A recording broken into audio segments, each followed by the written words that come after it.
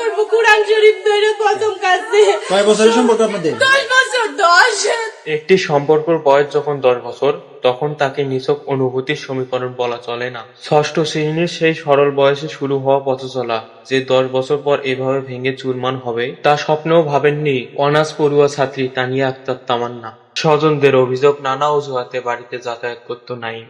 তাদের সম্পর্কের কথাও জানতো দুই পরিবার। কে জানতো এই ভালোবাসার শেষ পরিণতি করাবে এক তালাবদ্ধ দোকানের ভিতর। গেল বৃহস্পতিবার সকালে তানিয়াকে ডেকে আনেন নাঈম। দিনভর ঘোরাঘুরি শেষে সন্ধ্যাবেলায় নেত্রকোনার পূর্ব ধলাই ছোট ইলাসপুর এলাকায় নিজ দোকানে তানিয়াকে নিয়ে যায় নাঈম। এই সময় বিষয়টি সন্দেহজনক মনে হলে দোকান ঘেরাও করেন এলাকাবাসী। এই সময় তাদেরকে আপত্তিজনক অবস্থায় আটক করে পরিবারকে খবর দেওয়া হয়।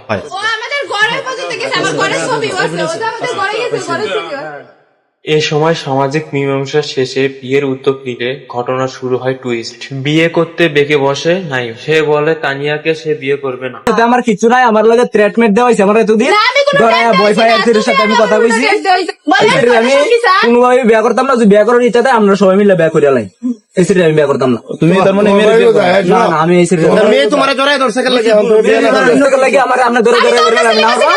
তার কাছে কেন আসছে? এদিকে তানিয়া নাঈমকে বিয়ে করবে। ও আমার সাথে ও আমাদের ঘরের পর্যন্ত গেছে, আমার ঘরের ছবি আছে, ও তো আমাদের ঘরে গেছে, ঘরের ছবি আছে।